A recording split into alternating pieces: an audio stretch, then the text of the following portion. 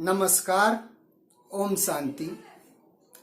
मैं अनिल कुमार आज आप लोग के बीच 8वां वर्ग के इंग्लिश का 7वां पाठ का नाम है the mountain and the squirrel, अर्थात पहाड़ और गिलहरी कविता का भाव लेकर आया हूँ।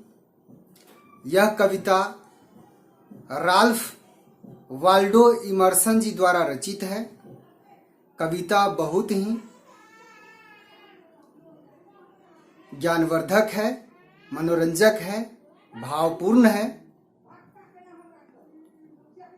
इस कविता में कवि के द्वारा बताया गया है कि इस दुनिया में कोई भी चीज, चाहे वह बड़ी हो या छोटी हो, सबका अपना अपना महत्व है, अपनी अपनी विशेषताएं हैं।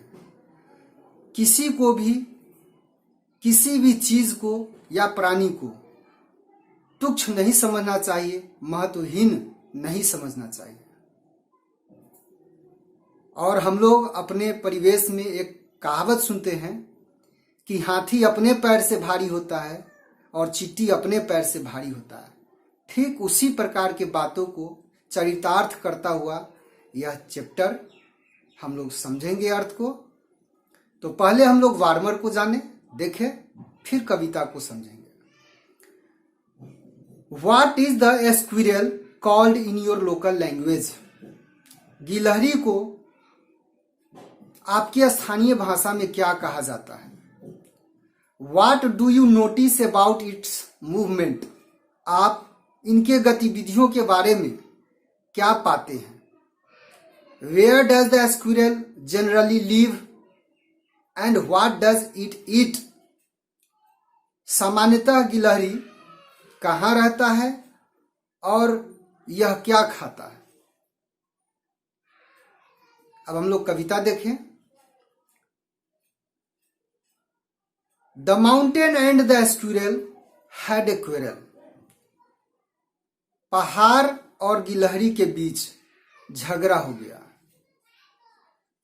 पहाड़ बहुत बड़ा वस्तु है और गिलहरी एक छोटा सा जीव है। एंड द फॉर्मर माने पूर्ववर्ती, मतलब पहले वाला। कॉल्ड द लेटर, अनुवर्ती को, बाद वाले को। कहने का मतलब and the former called the latter, पहले वाले ने अर्थात पहाड़ ने गिलहरी को कहा लिटिल प्रिग, अभिमानवश पहाड़ ने कहा गिलहरी को तुच्छ प्राणी, तुच्छ जीव। वन रिप्लाइड, वन माने होता है घने बालों वाला, अर्थात गिलहरी, घने बालों वाला गिलहरी। रिप्लाइड, जवाब दिया। You are doubtless very big, निसंदेह, बेशक तुम बहुत बड़े हो। But all sort of things and weather, किंतु सभी प्रकार की चीजें, जिसमें बड़ी चीजें भी है, छोटी चीजें भी है, और मौसम, must be taken in together, आपस में मिलते हैं या मिलेंगे, निश्चित रूप से आपस में मिलेंगे। To make up a year, तो एक साल बनाते हैं। एंड ए स्फीयर, और एक संसार बनाते हैं। अब ये गिलहरी जवाब देती है कि निसंदेह आप बड़े हो आकृति में, लेकिन सभी प्रकार की चीजें और मौसम आपस में मिलेंगे तो एक साल बनता है और साल से यह संसार बनता है। सबका अपना अपना महत्व है, चाहे वो बड़ा हो या छोटा हो। And I think it no disgrace, और मैं सोचती हूं कि इसमें अपमान की बात नहीं है। टू ऑक्युपाई माई प्लेस, मेरे स्थान को ग्रहण करने में। कहने का मतलब छोटा जीव बनने में अपमान की कोई बात नहीं है। If I am not so large as you, यदि मैं उतना बड़ा नहीं हूं जितना बड़ा तुम हो।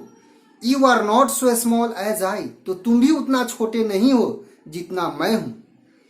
And not half so spry, और यहां तक कि मैं जितना फुर्तीला हूं, मैं जितना चंचल हूं, उसका तुम आधा भी फुर्तीला या चंचल नहीं हो। I will not deny you make, मैं इनकार नहीं करूंगा तुम बनाते हो।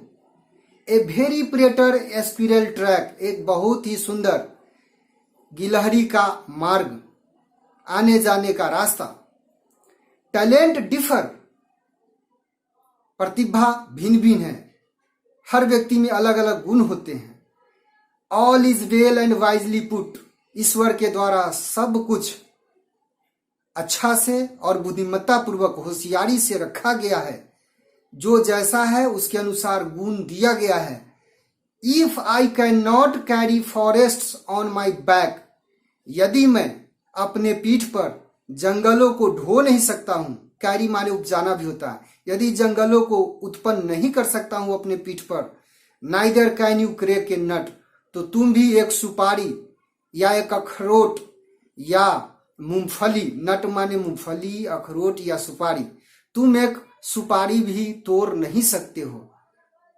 और इस प्रकार से यह जो कविता है उसका भाव पूरा होता है।